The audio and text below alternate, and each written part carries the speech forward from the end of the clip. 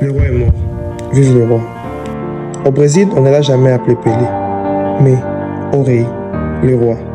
Ça résume tout, non? Edson Arantes do Nascimento, dit Pelé, est mort à l'âge de 82 ans, des suites d'un cancer du côlon, a annoncé sa famille ce jeudi 29 décembre 2022. Question de génération.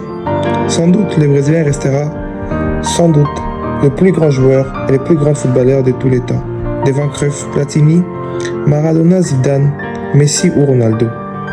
Il est aussi, pour d'autres personnes, et souvent le même, le plus grand champion de toute l'histoire du sport, devant Ali, Jordan, Lewis, Federer, Nadal et tant d'autres. Oui, Pelé était le roi des rois.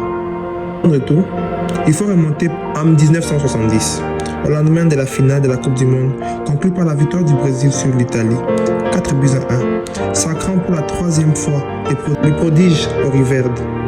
C'est bien donc à Mexico, dans cette année-là, où Maradona aussi brillera 16 ans plus tard, que Pelé grimpe définitivement sur le trône du sport, où le champion du monde de tous les temps règne toujours. Lui-même a déclaré « Quand j'étais môme, j'ai détesté m'appeler Pelé, un nom donné par mes copains. » Le football est une religion avec ses idoles. C'est saint, mais il reste monothéiste. Son dieu unique s'appelle Edson Arantes, mais connu sous le nom de Pelé. Pelé est au sommet de son art, flamboyant, magnifique, invincible, magique, spectaculaire, décisif, prodigieux tout simplement. Car Pelé était ce qu'Elvis Presley était au rock. Sans les Kings, il n'y avait pas eu les Beatles, les Stones, les Springsteen et les autres sons. Sans Henry, il n'y a jamais eu de Maradona, de Zidane, même de Messi. Les Brésiliens donnaient l'impression d'avoir inventé le football. Il y a le football avant Pelé, il y a le football après Pelé. Roi a-t-il eu la chance d'être dans la meilleure équipe du monde ou au bon moment compris? Non, c'est l'inverse. L'équipe des Santos et la sélection du Brésil ont eu la chance de voir Pelé, un athlète physiquement et techniquement parlant, bien au-dessus de tous les autres. Lui, il a commencé à jouer au foot avant d'être né. Lui, il a eu ce talent avant d'être là. Il y avait des choses générationnelles. Il était exceptionnel. Il était en avance sur tout le monde. Pelé a commencé à jouer dans la rue avec une chaussette roulée en boule, en guise de ballon. Et ça montre combien de fois il était plus qu'un joueur. À cette époque, le football ne passe pas à la télé. La plupart des images que nous avons de Pelé sont des images moches et en noir blanc. Ces mouvements, magnifiques et flamboyeux, sont flous, filmés de loin, difficiles à apprécier.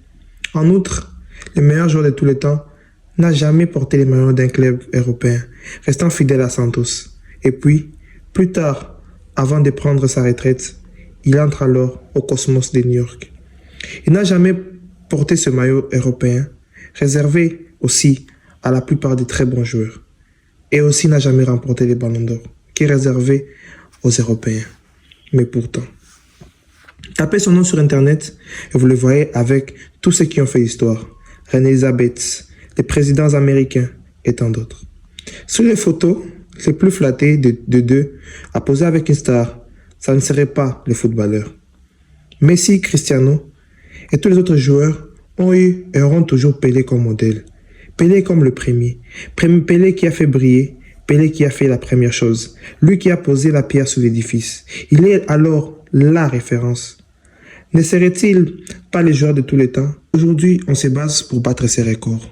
Mais ces records seront toujours uniques. Sa disparition ne change rien. Tout le monde lui cherche un successeur depuis 50 ans.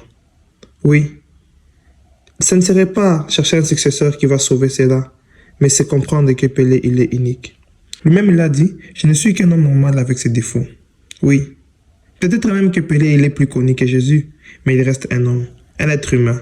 Et Pelé, affaibli ces dernières années par des problèmes de santé, un cancer des intestins, /colon, des soucis cardiaques, des douleurs à la hanche. Il s'éteint donc ce 29 décembre 2022 au Brésil. Mais Pelé nous quitte, un héros nous quitte, un homme nous quitte, une bibliothèque. Quand un homme de la carrière de Pelé meurt, c'est comme une bibliothèque qui brûle. Oui, car il y a toute une histoire derrière lui. Il y a une vie, il y a le talent. Il y a peut-être le commencement du football.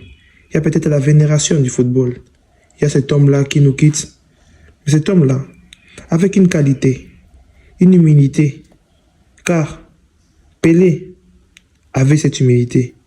Pelé avait cela avec tous les autres. Adieu Pelé et merci pour tout.